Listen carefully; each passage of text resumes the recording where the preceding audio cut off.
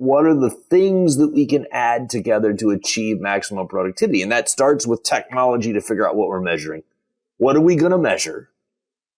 How do we measure that? How do we use fancy math models to determine, are we meeting those objectives, and then move forward? So it's gizmos, it's artificial intelligence, it's people, but most importantly, it's pig farmers and cow farmers talking to engineers. And that's what we're trying to facilitate. Swine it.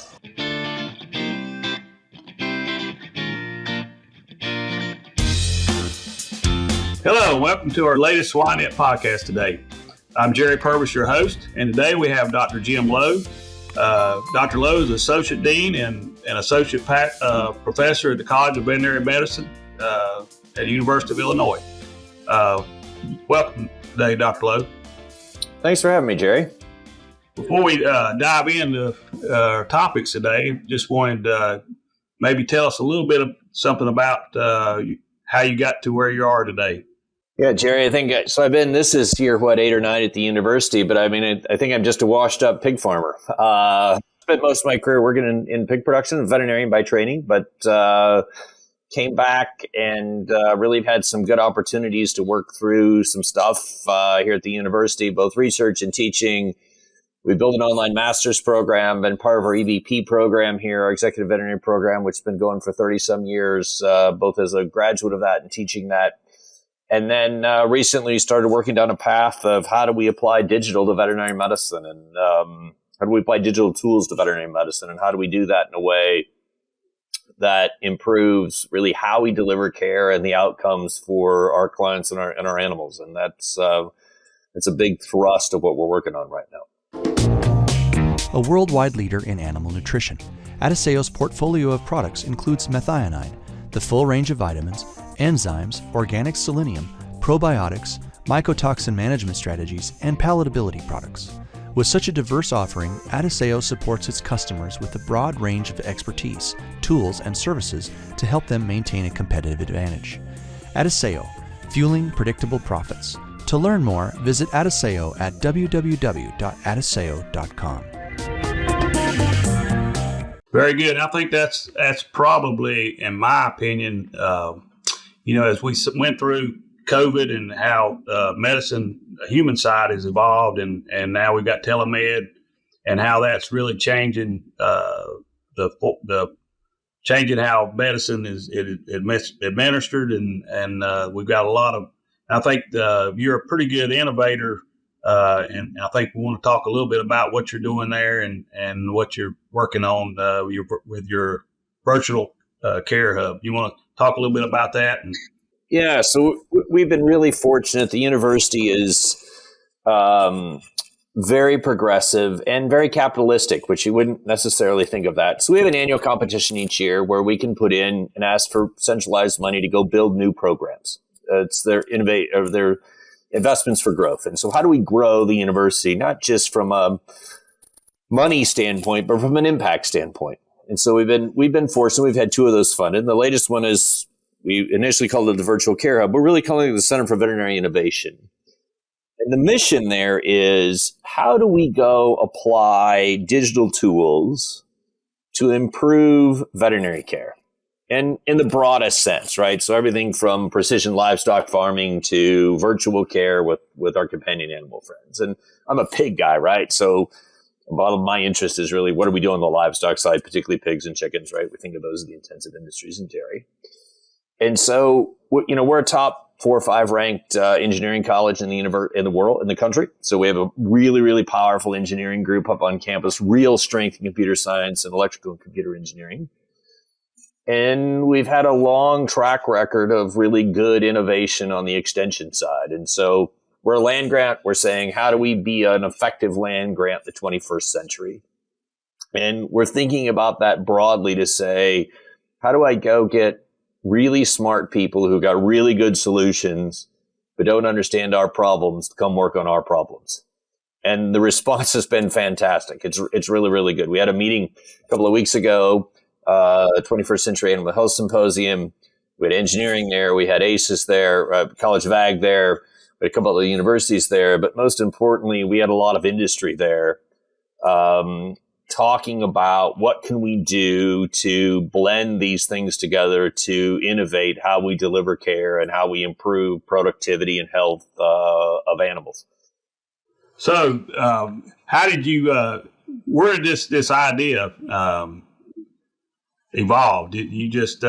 I'd like to tell you there's some great story that we were out drinking beer and figured it out, but there's no bar story on the background of this. So I think it's part of, I'm kind of trained as a disease ecologist and epidemiologist, and so we've always dealt with data, been interested in how do we use data to make decisions in pig production for a long time. And I've had the Greg Beviers in my life who've been kind enough to mentor me and push me along, and the Joe Connors and the Dale Polsons that have said, how do we think more systematically about pig production?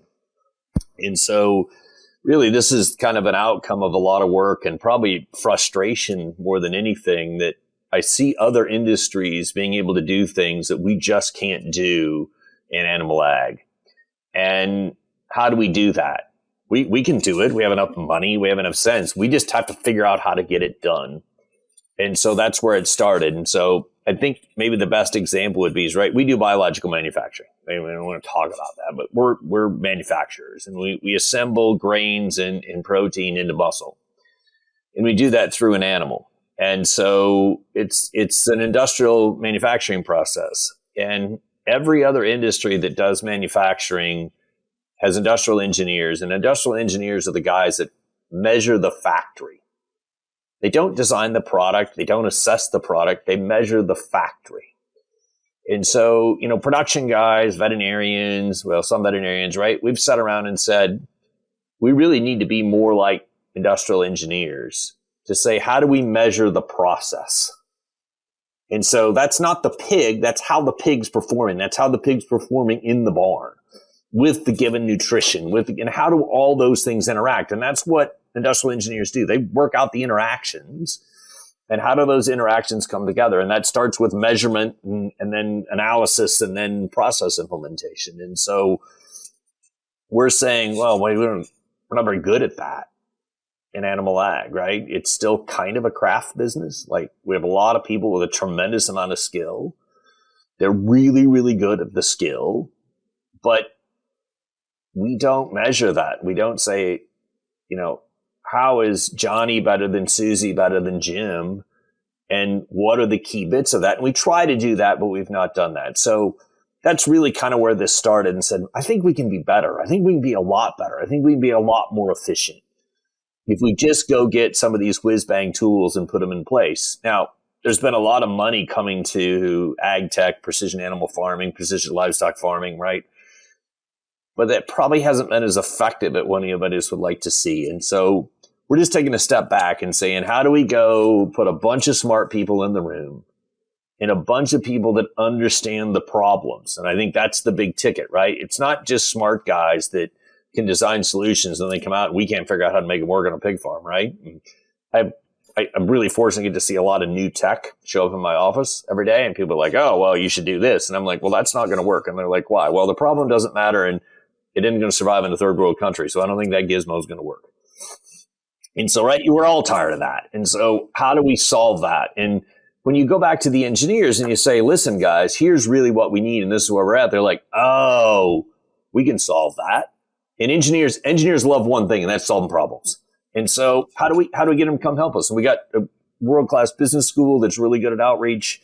How do we get them to come help us think about the business process? And how do we innovate the business process? And how do we get that implemented? And so we're trying to bring the power of the entire university to our little problems in animal ag.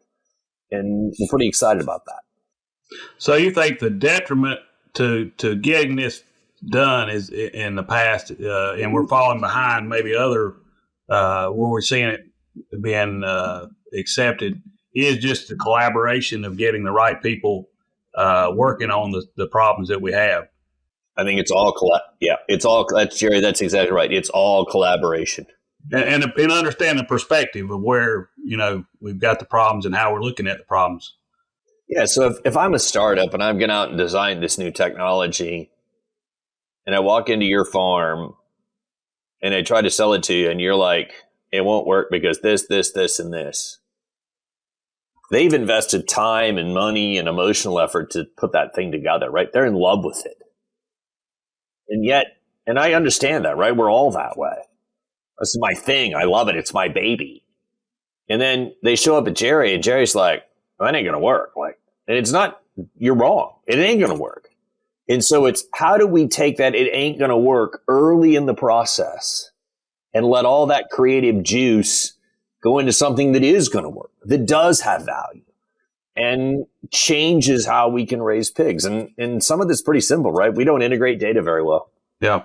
Well, you made a good point. It's like we've got some really good technology, but they really maybe haven't looked at or collaborated with the guy in the barn, that really understands, well, how is this going to even work in this barn? And are we even like you said, are we even looking at the right things? I think sometimes. One of those is, does it work for the user? Does the guy touching the pig, can he use it? Does it work for them? Does it give them the information, or is it just another task for them today? There's a whole bunch of user experience stuff that we're not always very good at. Okay, we got to fix that. Then I think you brought up another topic. Are we even working on the right stuff? Are we actually prospect? Do we understand the system well enough? Do we have the mathematical models of the system? None of us love math.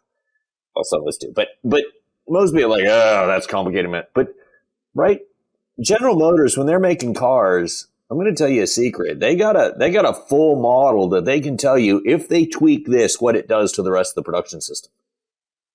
And not just the cost. And we have a lot of companies that have really good cost models. If I change the space allocation, what does it do to cost? I'm talking about, how does the process change? Okay, I'm going to change this bit. And so what does that do to the third step in time? And how does that change what this guy has to do? And wait a minute, we got to rearrange the machine this way. They can do all that mathematically. And we're not there. That's kind of step one to me. And that's helping us understand what do we measure? Right? I don't know if we measure. Like, I think we're pretty confident. We do a lot of stuff measuring finishing, right? Well, I'm not sure that measuring finishing matters. That's an outcome. What I really probably need to measure is what happened in utero. Right? And we can. What do we do that? How do we do that? Those are all questions that can be tackled. Yeah, I gave an analogy. It's like a lot of times we're given the box score for the game. We understand the box score. We understand, this guy got this many hits. This pitcher, he struck out this many.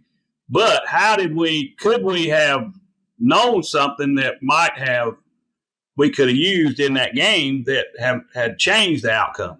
If we knew the pitcher his arm was tiring, or, is there? Yeah, even the matchup thing, right? Right. So if we look, baseball is a great analogy. Right? If you look at Moneyball and Billy Beane, and he had to bring a guy in from outside of baseball to change, right? If you look at what's going on in Houston right now, Jeff Luhnow did all that, and I realize he's had some issues, but he really got analytics, and he said, we're going to assess the value of a player differently. Okay, so that was step one. And then step two was, right, now we've got all these advanced metrics, F-WAR and feeling independent ERA and launch angles, and right. So they started looking at batting averages or feeling independent speed, return on the pitchers. Then we started looking at spin rates and all this other stuff, right? So now we can predict that this swing actually leads to a better outcome than that swing, right? And we're also now, I've given the manager in the game analytics to say, this pitcher in this situation against this batter has this probability of getting a hit versus this batter. Yeah, exactly. Yeah. It's predictive analytics, and we're not there. We're kind of, as you said, we got the box score. We measured what happened yesterday. And we think the future is, how do I get to what's going to happen tomorrow? How do I predict what's going to happen? And that's just fancy math. And we got a lot of people who can do fancy math. We just got to talk them into doing our projects. That's right. I was thinking, a lot of times we have it's a big problem. Sows go off feed, in the farrowing house. And I walked through a bunch, and it seems like it ends up being a lot of times a locomotive problem issue. And how do we measure that? Even going back to the gilts that we select, are there ways things that we could pick out about her gait that would be, like you said, predictive to how long she's going to be in the herd. I think off feed and it's a really interesting problem to me, Jerry, because it has two ramifications. I can think of immediate prediction future. What's that going to do to the weight gain of her pigs in finishing? How many days is it going to add to finishing? Therefore, what's going to happen to carcass weights as I'm running the business? And do I need to plan more space because those sows or a percentage of those sows went off feed? How does it change? That's predictive analytics to say, do I need to run my finishing operation differently? Do I need to pen them differently, right? I can think about all those. The other thing is, what's the consequence 5 months from now when I want her to come back around and farrow? What's the probability at service? And so we've done a bunch of math, and a grad student is back on faculty now, Ben Blair, who's published a paper, right? We can predict, not as much precision as we like and not in real time, but mathematically, we can predict the number of pigs per service for an individual sow. Now, what would make that model a lot more efficient? Hey, how much did she eat in the lactation, right? The more data we feed into that model, now we can start to say, wait a minute, if I need 100 pigs a week, which sows, not how many, which sow should I be mating to produce that 100 pigs? Yeah, there you go. Yeah. We don't measure well enough to do that today, but there's certainly some glimmers of hints in the data sets that the math works if we measured more. And so that's the kind of future stuff we're thinking about of how do we become engineers? How do we become production engineers, not industrial engineers? Yeah. Yeah. Like you said, we've got a finite amount of space. So we got so many sows that we can breed this week, that we can farrow this week. And, are we actually even breeding the right, most prolific sows, But how do we identify it? What is the, I think to me, the challenge is, right, if you go look at it, farms are good today, right? We got a lot of farms that are supposed to breed 100, they breed 100. But those 100 sows aren't as likely to produce the same number of weaned pigs. So some weeks those 100 sows produce 1,000 weaned pigs, and some weeks they produce 1,200 weaned pigs, and some weeks they produce 1,400 weaned pigs. And so what I'd really like is that number to be the same every week. And so then I can say, wait a minute, this week I need to breed 100, and next week I need to breed 84, and the next week I got to breed 96 based upon who I'm breeding. And that's kind of the holy grail to me. And if you're really holy grail-y, I would say, wait a minute, I now know how fast those pigs to grow, so I don't need 1,200 weaned pigs. What I really need is this many kilos of carcass. And so therefore, I breed this sow, and this many days from now, I get this many kilos of carcass. Now, we're way off of that. We're not there yet. But that's what another factory could do. If I do this at the beginning, this is the output. And it's that kind of measurement, modeling, manipulation that really helps us fine tune and tweak that system over time. Yeah. I keep kind of getting granular, but I think about all the applications of if we could, figure out this and that and be able to really measure and predict. As you say, then we know as we make this input change, what's going to be the outcome change. And that's where you got to get in, some of these models and be able to really put some numbers behind it. I think there's a really cool parallel in the crop side, Jerry, that going here, multi-institutional house, just looking out my window, I can see it. So there's a RIPE project, it's RIP, and it's about re-envisioning photosynthesis. And so Bill and Melinda Gates Foundation funded it. I don't know, a couple hundred scientists across the globe working on it. But what they said is a corn plant, maximum productivity on a corn plant is X. We are only capturing 12% of that or some magic number today. What's the best path to optimizing all 100% of that. And so they said, you know what? It's photosynthesis. We should re-engineer photosynthesis. So they're literally re-engineering how the freaking plant works to do that. And so it's that kind of a model to me to say, what's the maximum productivity we could achieve? And we're not going to re-engineer photosynthesis, but what are the things that we can add together to achieve maximum productivity? And that starts with technology to figure out what we're measuring. What are we going to measure? How do we measure that? How do we use fancy math models to determine, are we meeting those objectives, and then move forward? So it's gizmos, it's artificial intelligence, it's people, but most importantly, it's pig farmers and cow farmers talking to engineers. And that's what we're trying to facilitate. Do you think there's been I know it seems like in agriculture, I found it, like you said, there's an idea of moving from a craft to maybe using more analytical and using those technologies. Do you think there's just been a pushback or just a failure to accept technology, maybe like some of the other industries? Or is it just a fact that it's been hard to or a lack of collaboration between the two? I don't think it's a lack of desire to use technology, Jerry. I don't think it's that at all. I think pig farmers, just go look at how we run ventilation. We figured that out really, really quickly, right? Like, hey, we got sophisticated computers running those. I think it's been that we haven't integrated the technologies in a way that really creates value. So the ventilation controller is a good example to me, right? Like the old TC5, which Blue Moon ago, the old Aerostream TC5, that sucker did everything right. It wasn't very fancy, but it worked, right? And now we've got whatever your latest and greatest machine you want to put in there, right? I'm agnostic to which one you use. It basically does what the TC5 did.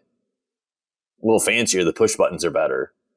But it hasn't necessarily changed the environment in that building. And so we kind of get stuck down paths, and that controller would work, right? I don't care which fancy controller you've got. But if that data is feeding back into a model where we're really measuring things and we're measuring the right things, in theory, that thing comes together. Well, what's the barrier? Well, we're not very good at internet in rural spots. So we've got some really grounding barriers. Why does it work in crop production? Well, because the tractor moves. So even if I don't have internet in the field, at some point I'll get back to a spot I can upload that. I think we've adopted it in crops because I've got theoretically one tractor and one combine, and I can put all the sensors on the metal. And I take the sensors to every field. Well, in pigs, I got 500 finisher barns, and I got to put a sensor in every barn. Well, that's more expensive. Yeah, that's true. Yeah. And so, right. And now costs come down, et cetera, but I think those are the barriers. I don't think the barriers are that pig farmers are tech phobes. They are not smart enough to use it. They don't get it. Oh, I think they get it. I think what we've not done is create a solution that's compelling, that actually changes outcomes. It's commodity business. We can't just add cost. It's got to beat cost out of the system. Yeah, you got to put in $1, you're expecting to get a better return on that dollar, and you're going to put your money where the better returns are. And so as you move forward with this project, how do you see that changing how vets interact? Well, I think it's no secret we've got a huge challenge with vets in rural America. Vets continue to go small animal side. They can be compensated very, very well there. Most of our students are from urban areas, as is society, right? Our applicants probably match society pretty well. And we would say that here in the U.S., in Illinois. And so we have fewer and fewer rural people. We have fewer and fewer rural veterinarians. We have fewer people who can go back to rural areas. So that includes pig practice and cattle practice and chicken practice, right? So I think our challenge is over time, as old people like me continue to slow down in the profession, is how do we get more work out of fewer veterinarians and not kill them? Right? At one point in my life, right, the running joke is that you can't redecorate your truck, so just get a fresh one every year because after 80,000 miles, you're pretty tired of it. You can't look at the same dashboard and dining table and everything else all the time. And so I think this model that we're going to drive 80,000 miles a year and drive all over and do all these crazy things, that's probably not sustainable. And so how do we use tech to make the delivery of that care, better for the veterinarian? So part of that's FaceTime, right? I laugh. We're all excited about telemedicine after that. I'm like, well, gee, we've been doing that as long as we had internet service for years. I got tired of driving. I said, turn the camera around. Let's look at pigs, service guy. It works great, right? You can talk to them, like all that stuff works. It's taking the next step of that. And so how do we give veterinarians the tools they need to help make those decisions? And you're seeing some spots, right? Easy Pig is in that space, out trying to do stuff. Beringer had Farmera. They're out trying to help capture some data. Summit Smart Farms is trying to help get some data and pull that. And I'm probably missing some. You've got Swine Tech saying, how do we go get that data, Matthew Ruta's group with PigFlow in the Fairing House, and how do we get some behavior data, right? We're really saying, how do we capture human behavior data? And then how do we integrate that back together and give the veterinarian a spot to say, listen, I can predict. It's the same thing. Pig owner wants to know how many kilos of pork are coming out the back end. The veterinarian really needs to know, where are pigs likely to get sick? Now, where are they sick? We're kind of at where they are sick today. Where are they likely to get sick? And then how do I analyze what's causing that so I can actually prevent it? Because right now we're going to go treat them. Okay, fine. But the big value is, how do I give the veterinarian the tools to understand what factors are actually driving that sickness so I can reduce that sickness so I've got less work to do? And that's going to take tech to do that. And I think that's the frontier of veterinary care. Now, the challenge is that many of our veterinarians are not real keen on math. And so we're going to have to figure out, how do we get people that are good math people, good computer guys in computer programs, is math, right? How do we get that math and logic guys married up with veterinarians so that they're working on the right problems together? And that's one of our big things we're working through. Yeah, you made a good point there, is attracting, now and I guess you're talking, you've seen vet students that probably there's less, as you said, coming from the rural, so to actually have farm experience, maybe coming from a farm. But, we know millennials, they value time, having time off. They're not don't want to work 60 hours a week. They rather have, it's just what we value. So nobody's going to go into something, a young person, knowing they're going to have to work, the hours or log the miles that you're talking about.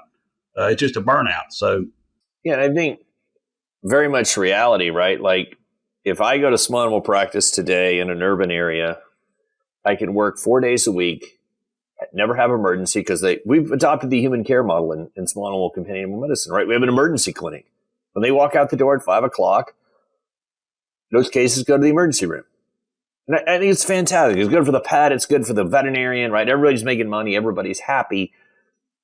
And because of this kind of increase in demand in pet care following the pandemic, right, it's pretty shocking, the amount of care. It's not more pets. It's the care that's being demanded of those pets. Small animal veterinarians are making 50% more than our rural colleagues are. And I know the cost of living is less, but now if I go to rural USA, and I don't care if I'm working on pigs, because, pig farmers do call on the weekend. I don't have a lot of emergencies, but on Sunday morning, there's sick pigs. I got to deal with it. And I grew up with that. And so, well, okay, this is what you do, right? I don't know any different. People call me on Sunday. I mean, it's just what veterinarians supposed to do. But as you said, we have a generation of veterinarians who, your choice is, I can go work for Jerry Purvis Pig Farmer, and Jerry's going to call me on Sunday morning and deal with these things, or I can go work in small animal and work 4 days a week and never work at night and make 50% more. It's not a real long conversation today. And so we got to solve, that's one of the problems we got to solve, because we got to provide care to pigs. How do we do it? How do we do it in a way that lets everybody do that? If we're going to spend less time, we got to be more efficient in how we work. And make perfect sense. And that's, I don't care what industry you look at now, the labor force is finding people. It's just tough to find people. And there's always, it seems like, as you say, that farmer, average farm manager is probably going to spend 50, 60 hours.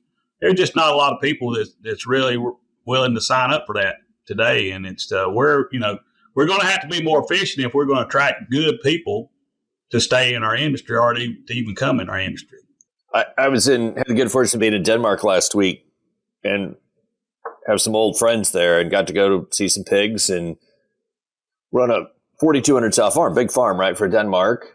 And they have a completely separate crew on the weekend. They don't farrow on the weekend. They manipulate their weaning schedule, so they farrow. They farrow the beginning of the week, breed the end of the week. Blah blah blah. They manipulated their schedule around, using a little bit of matrix to move farrowings around, so that they got to give the farm crew the weekend off. And so it's not a great tech example, but it is an example of like, we got to think out of the box here, kids.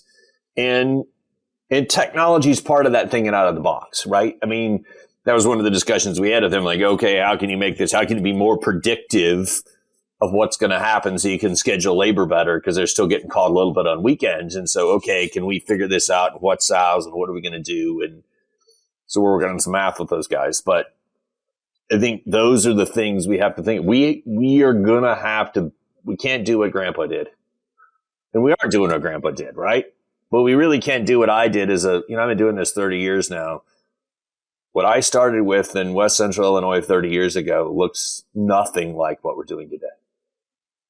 And I think I've told a lot of people that there's been a lot of change. The industry's been really, really good to me, right? I mean, I got to ride this whole wave of consolidation and figuring, and I have had absolutely a blast for 30 years being a pig veterinarian and a pig farmer. Just a freaking blast. But I think we're going to have more change in the next 10 years than we had in the last 30. I totally agree. That just thinking about the changes that we've seen in the probably last 5 years in technology, it's just amazing what that's going to look like in 10, 15 years down the road as we start to merge some of this. And like you said, taking these, maybe being able to model some of these things and being able to predict. It's always cheaper to prevent something than it is to have to treat. And that's where I think we're behind as we talked about today, we want to get into the predictive stage better than having to deal with the outcome after it happens and then trying to figure it out. And I think as we think about where consumers going to demand, right? We're going to demand better welfare. We're going to demand, we know those things are coming, right? They're probably here. I think, and I realize I'm a veterinarian, but I think our bias is that the biggest negative welfare is death, and a lot of that is disease. And so I think the argument around how do we predict those things coming, how do we prevent, is a real story for us to help work on the welfare side of this. I think there's a lot of benefits. So we can think about how do we beat out cost, but the other bit is that I tell the vet students, right? Like, we have a perfect alignment here. Improving welfare improves productivity, lowers cost. Truly improving welfare. And I don't mean dog and pony show welfare, right? Like, you could argue Prop 12 is dog and pony show welfare, right? But like, truly improving the state of being, as Stan Curtis would say about that animal. There is nobody in this industry that says that pig isn't going to grow better. He isn't going to be more profitable. And so I think there's a chance for us to align all that, and tech's going to have to be part of that solution. And I think that's a great point, Jim. It's almost, I think the public seems like, well, we're imposing something on producers they don't want to do. But as you say, if we have better welfare, we have better health, that animal's going to be more productive. So it's counterintuitive, for us we would want as producers, to have better welfare and to treat our animals better. It's more productive. It's more profitable. It's 100%, right? So we have a lot of ed students that don't know anything about, never been on a farm. One of the things we do is first year is I take them all to a pig farm. That makes me nervous, right? But when I can start talking through the idea that welfare and profit are linked, and I don't mean your perception of welfare. I mean actual better welfare. The pig's happier. And Wayne Pacelli, the head of that's data supported. I mean, that's right. Are they happy? Right? And so, and it's a goofy metric, right? But I'm looking for happy pigs. tech's got to be part of that solution because we got to know what's happening. And I'm not trying to be anthropomorphic about being happy pigs, but like, I don't know how it's better to frame it. But that pig's that's comfortable in doing things is better for all of us. And tech's going to be, and that's probably where we can figure out how to make some money using tech. Yeah. I think the behavior, we walk in a barn, however many minutes or whatever, we look at that pen, but we don't know what happened the other 23 hours and 30 minutes, and what's transpired. Did you mix animals and just what is the. And I think, Jerry, you've been doing this a long time. I think if one of us go in a barn, we got a pretty good sense of what's going on. But we have many, many employees, and I didn't know everything at 24. I didn't have the same sense I have at 54. That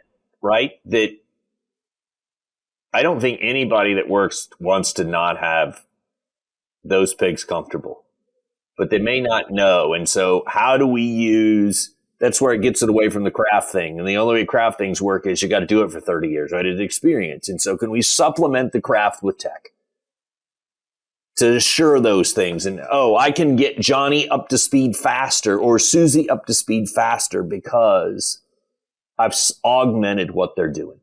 Right.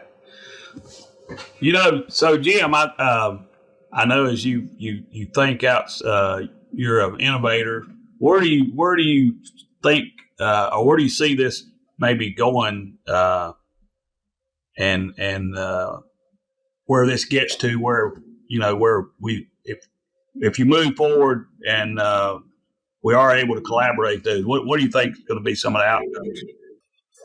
I think what you're going to see is fairly rapid progression on integration of the data we have, Jerry. So there's a bunch of stuff there. We just got to get it in the right hands of the right people to say, how do we have a more holistic view of the system? That I think is probably step one. I think step two, there's a lot of work being done with camera vision. And we're going to figure out some ways to use camera vision to do some really useful stuff, like how do we assess comfort of weaned pigs post-weaning, and what impact does that have on lifetime performance? There's some good biological information, right, that would say, and some of that Billy Flowers is back on that a couple of 3 weeks ago, right? We can predict lifetime performance, basically what happens in the first 4 or 5 weeks of life. Okay, so we all know that. Okay, so how do we assess that? What are the tools? I think there's people working in that space, right? So now it's how do we get those people hooked up with some people who actually know what they should be looking for and get that done. And I think you're going to see some of that. And those will be the early kind of steps to say it won't fix it, but it gives you as a pig owner the knowledge you need to go intervene sooner. And step one will be intervening sooner. Step two will be, hey, it's going to break. Yo, it's going to break. Go fix it. And so, right, if we think about like even machinery stuff, right, we initially said, this is what we measured what was going on in the planter. And now we got sensors on bearings to know when the bearing is going to go out on the tractor. That was step two, right? Like, hey, the tractor's going to break. And so I think we're going to measure more carefully and we'll figure that out. And then we'll get to a predictive point to start to say, it's going to break, it's not broken. And I think most of that's going to be early life stuff. That's where it's likely to have the biggest impact. Obviously, there's been a lot of work on how do we measure pigs going to slaughter and cameras and scales. And I'm not very encouraged by that. There's a lot of technical barriers there, a lot of expense barriers. It's pretty hard to capture value. There's been a bunch of stuff around disease detection and, cough monitors and that kind of stuff. I'm not super encouraged in that space. I think it's expensive and hard. Does it work? Yes, it works. That's not a question. It's just expensive and hard to do at scale. So I think you're going to see some things that, okay, they're in the farrowing house or they're in the weaner barns and I move them and we're going to figure out some of that stuff. But it's going to start with data integration. We're going to figure out how to do data integration and then you're going to start to see these next bits. Yeah, I think you made a good point. Is key. We got to figure out what are the metrics that we should be looking at. And then what are the interventions now? We know this is a big impact on that pig's lifetime or that sow's gilt's lifetime. What can we do now to counterbalance some of those negatives and try to reverse that outcome or make that outcome better. Yeah, I think my holy grail short term would be, I just don't want to have fights with the nutritionist, because we know part of the time, right, like expensive nursery diet is required, and part of the time it's absolutely not required. And so figuring that out, like, hey, those pigs are highly at risk. We need to put another 50 cents in feed in those pigs. It's like that kind of stuff, right? Like that. I think they're going to be kind of small things like, hey, we got a sensor, and instead of chasing them with 27 pounds of tetracycline, we're going to put 50 cents of feed because that group's going to go bad. Right. And so I'm going to feed them a more digestible diet. Yeah, that's right. I'm not going to add it's going to be little stuff like that. That's where it's going to start. And then it'll be a hockey stick. It'll be slow, fight it. And then all of a sudden it'll be like, here we go. We got it, boys. But like you said, I think the outcome is number one, it's better for the pigs. It's going to be better for the producer. The producer is going to actually save money, as you start to maybe fine tune some of these things we use rather than just doing it across the board. And the consumer is going to be happier. They're going to have more faith, and they're going to see that welfare is getting better. So I think it's a win. It's a win for everybody. It's got to be good for the pig and make money for the producer. And if a tech doesn't meet that standard, we shouldn't be doing it. And I really believe that. And that's kind of the first challenge. What meets those two criteria? Yeah, I think sometimes the public doesn't realize that, there's a cost to whatever if the consumer says, I want pigs, raised out on dirt or wherever, there is a cost to that, and they got to be willing. I think there's a disconnect between what they say they want and what they will pay for sometimes. And I've always made the statement, right? Like, I'll do anything you pay me. And then I realized that's almost inappropriate. So no, that's not actually true. I won't do anything. But in terms of raising pigs, right? Like, sure, you want me to give them 47 square feet and pat them 3 times a day and put lotion on their nose? Great. Here's what it costs. Oh, that's not what we want. Okay. Then I'm not going to do that. But yeah, it's that balance of figuring those things out and figuring out how do we do it and how do we make our systems more profitable and sustainable. I love McDonald's definition of sustainability, being able to do tomorrow what you did today. And part of that is social license to operate. Part of that's profitability. But if it's not profitable, it doesn't matter what your social license is. And if you don't have a social license, then it doesn't matter how profitable it is. You got to make those two things go together. And that's our sustainability bucket. It's not carbon. It's not welfare. Is it profitable, and do we have a social license to operate? And I think that's what our fit's got to be. Yeah, I think, most producers, I mean, they've lived, a lot of them are multi-generational farmers, and they want their land to be left to their offspring. They want to improve, but we've got to, it's a balance. Is what can we do reasonably and and economically. I laugh when everybody pushes back like, well, we should change. Like, well, do you use a horse to plow the field? Well, no. Well, then you got overchanged a while ago. Let's move on. Feed flow is changing the way the swine industry sees feed. As the world's only on-pipe feed sensor, Feed Flow tells you exactly how much feed is being delivered to your animals, so you can be sure that every pig in your barn is well fed and growing. With industry-leading precision and up-to-the-minute real-time data and alerts, Feed Flow is a simple and affordable way to improve production outcomes across your organization. Feed is too expensive to ignore. Try Feed Flow today. Our time's running nigh, but we want to talk a little bit about the integration of college, and we talked a little bit about this in industry, of academia and industry, and how do you, what are some of the how colleges are doing that, or how we should be moving maybe to working closer together with industry and academia. Yeah, it's academia has really changed over the years, Jerry, right? Because originally we had money from the federal government that paid the land grants to do research. And it was not grants. We just got it's called Smith-Lever money, or not Smith-Lever, because I've got the wrong, Hatch money. It just appeared. So we had money to do research, and we did that. And that was really the model for a really, really long time. And that money still exists, but it hasn't grown in 20 or 30 years. And so academia today is grant driven. Like, everybody's out doing grants, and we're getting grant money. And if we don't have grant money, we can't fund faculty and this kind of stuff. State funding dropped off as well, right? So we don't have the states writing the same check. And so we've got, right, we're tuition driven institutions today, and I think that hollowed out our land grant, all the land grants to varying degrees, some way more than others, but it hollowed out our ability, or maybe desire, or both, to really go work with industry and move things forward. And that was really historically, right? The land grants were here, and it was about useful and practical, creating useful and practical knowledge and disseminating it amongst the people who need it. And if you go back and look at the Morrill Act and Smith-Lever Act, which funded these things, that's the Smith-Lever Act is the one that created extension.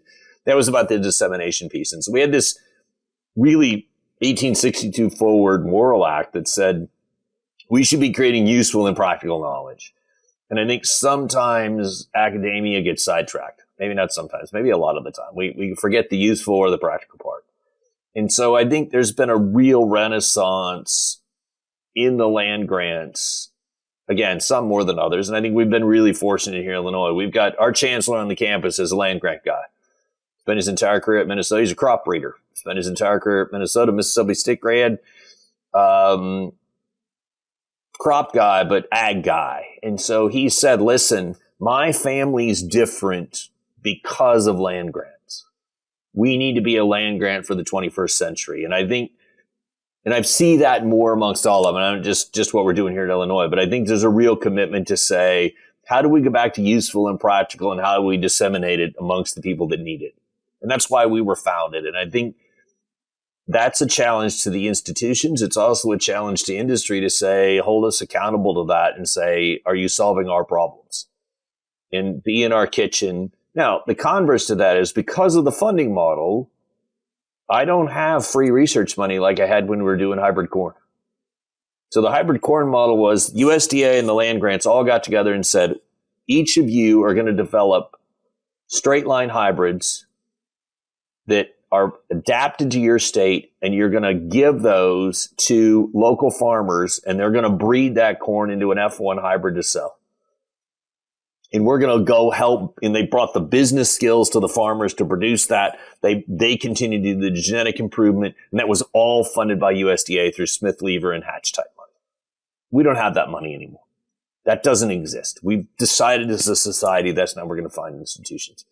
So I think it's upon industry to hold us accountable, but by the same token, to doing useful and practical things. It's also to say, listen, we're big business, and if we're going to get what we need out of that, we need to write a check. And we're going to have to help fund some of that and figure out how we fund some of that. And I know university salaries, it appears we have a lot of ridiculous things, but we've been pleasantly surprised at the response to our work of saying, hey, yeah, we can get that done for you, and here's what it's going to cost. And they look at you, and we've been doing a bunch of, kind of, you might call it consulting work for firms working on technology. And they look at us and go, that's all? I said, well, yeah, we're cost recovery. I can't charge you a profit. We're a state institution. We have to do it at cost. And some of our costs are ridiculous, but there's no margin. And so it's saying, how do we continue to come back and work together on those things and build those alliances and get that stuff done? And it's a two-way street, but it is upon the institutions, the university institutions, to get out of the freaking pointy head club and show up in industry and say, hey, what are we doing?